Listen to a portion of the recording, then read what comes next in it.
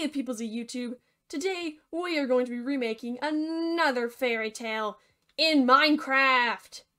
Today's fairy tale is going to be Puss in Boots. Now, just a disclaimer, this unfortunately isn't the rogue cowboy version of Puss in Boots, storming across a desert to grow a magical beanstalk. No, this is the original Puss in Boots. So, hope you enjoy.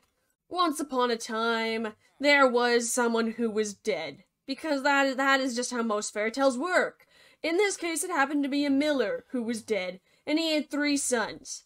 To the first son, he left his mill, because, you know what, favoritism, you're getting the mill. To the second son, he said, you're getting my donkey, because less favoritism, but, you know what, okay, donkey, still good, together, quite the pair, quite the pair.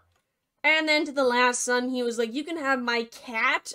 It's named Puss. It's great. It's great. You're gonna love the cat. Now, of course, we all know that this youngest child is obviously the favorite, because, I mean, who else would the father leave the cat other than the favorite? But this guy, he was all like, wow, a cat? What am I supposed to do with a cat? I mean, wow. The other two, with the donkey and the mill, they're gonna have, like, a fortune. They're gonna have the donkey turn the mill, and sow the fields, and turn the mill. So, then they'll be all happy, because it's just like, yay, food, fortune, yay! And this guy's all like, well, you know what, the only thing I can do is eat the cat, and use its fur to make, like, a hat. Because apparently that is what you do to cats. I mean, R.I.P. Puss. Later, when the 2 older brothers had gone off to make their fortune with the donkey and the mill, the youngest brother turned to Puss because, well, time to make a hat. However, Puss, being a very, very crafty cat, was all like, ho, ho, ho, ho, ho, good sir, you really just gonna eat me here? And apparently all animals talk in fairy tales, so the brother is, like, not surprised at all. He's just like, okay, you can talk. What's up? And the cat, is all just like, give me boots and give me a sack, and I will make you the richest person on earth. And he's just like, well, you know what do I have to lose? I'm gonna starve to death anyway. I have a cat that will eventually be a hat, and that's about it. Go ahead.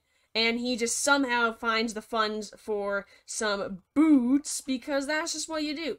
And he gives them to the cat. Yay! And then he gives him a sack, because a cat and a sack that might eventually be a hat, heck, I can make a kid's book, this is great.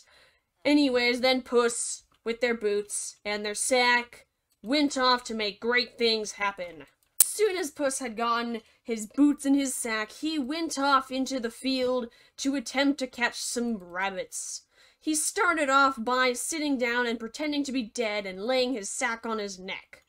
Then, along came a rabbit, just bouncing along, and it just wandered into the sack, and then Puss killed it inside of the sack because, yay! So then Puss ran off to the king's castle and was all like, my king, look, it's a dead thing! Enjoy the dead thing, because it was sent by my master, the Lord of Carabaz, because that is what Puss decided to call his master, because Puss is a crafty cat.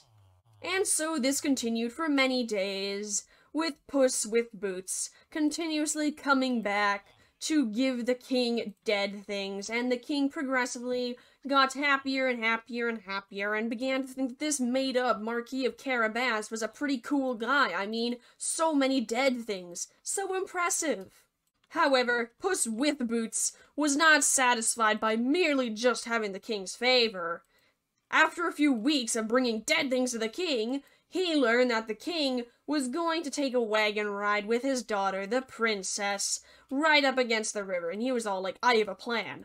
So he told his owner, just go swimming in the lake, my dude, have a great time. I'm definitely not plotting anything.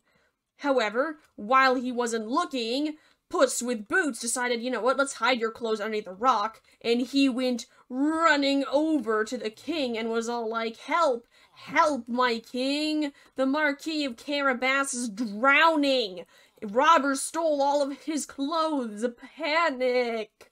And the king, remembering the nice cat who always brought him dead things, was all like, okay, I will help him. So the king had his servants go fetch one of his finest suits, and once the quote-unquote Marquis of Carabas was all nicely dressed up in one of the king's suits, he looked mighty snazzy indeed. And after barely a few glances at the princess, she had fallen deeply in love with him. It was great. However, Puss with Boots was not merely satisfied at having a love that could never happen. No. He went ahead and just tra-la-la-la-la down the road that they would be taking, and every single time he found some farmers, he would tell them, yo, you guys, tell the king when he comes by that this field belongs to the Marquis of Carabas or I'll turn you into ground beef. And they were all just like, okay, because apparently Puss in Boots is extraordinarily intimidating. Yes, I'm looking at you, you're intimidating. Act the part, please. As the king's wagon passed the different citizens of the different fields, each time he would ask them, hello, who owns this place? And they would be all like, it's the Marquis of Carabas, sir, because Puss is apparently very, very terrifying. Alright then. And the Marquis of Carabas, who was definitely on the wagon, was all just like, because there's actually no point in the book where it says that Puss filled him in on the plan. So he's just kind of sitting here just like, okay, this is happening then, so alright then, you know what, let's just move along. It's a fairy tale. It's a fairy tale. After Puss with Boots had told many farmers that they would become ground beef if they didn't lie to the king, he decided, well, this should be enough. Marquis of Carabas now owns like half of the world. This should be enough. And he was all like, you know what? Let's go into this ogre's castle. It'll be great. So he just strolls into the ogre's castle and says to the ogre, hi-yo, how ya doing? And the ogre's all like, oh, how dare you just be like, hi-yo, how ya doing? I am a big, scary green ogre. What are you doing in my swamp? Oops, wrong fairy tale. What are you doing in my castle? But Puss was all like, well, you see, sir, I've heard that you can turn yourself into a lion. But, you know, I'm kind of a skeptic, so I don't believe you. And the ogre's all like, turn myself into a lion? Ho, ho, ho. Watch me. And he magically transforms into like a giant lion. And is all like, am I lion enough for you now? Told you I wasn't lying. I'm just gonna see myself out after that. But anyways, Puss is all like, oh my goodness gracious, you're a lion. Panic. And he like leaps onto the ceiling. It's great. He's in boots. He falls. Beautiful, beautiful little scenario. It's great. But then Puss is all like, well, you see, sir, I can see that you're turning into a lion. Very, very impressive. But, you know what would be even cooler? If you could turn yourself into something tiny, like a rabbit. I bet you no one can do that, because that just seems so hard. And the ogre is all like, turn into a rabbit? Easy peasy. And then he just magically turns into a rabbit. He's all like, amazing. But then Puss is just like, you know what? It's dinner time, and he just devours the rabbit, and the ogre is just helpless as he just gets devoured by Puss with Boots, who is now sleeping. Yet Puss just takes a nap. And so then, when the king came along, Puss ran out and invited them into the ogre's castle, where there just so happened to be a meal laid out, because the ogre was apparently going to have guests over until he just got brutally murdered. Alright then. And then Puss was all like, yay, it's so great here, it's a beautiful castle, and the king was all like, oh my goodness gracious, this Marquis is so rich. And so when the princess asked her dad, hey, can I please marry this guy? He's hot and I like the castle. He was all like, yeah, sure, he seems rich. And so they married, and no one ever figured out that the Marquis of Carabas literally owns nothing but a cat. We're just gonna ignore that logistic. It's fine, it's fine, it's fine. They all married, lived happily ever after. The end. And of course we can't forget about little Puss in Boots. They lived a very happy life, chasing around chickens and having the time of their lives. It was great. They all lived happily ever after. Once more, the end. Well, that's all for the original version of Puss in Boots.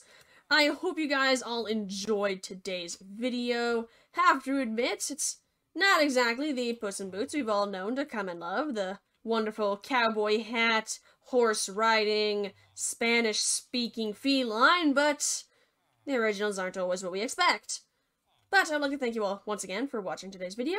Hope you guys all have a great day.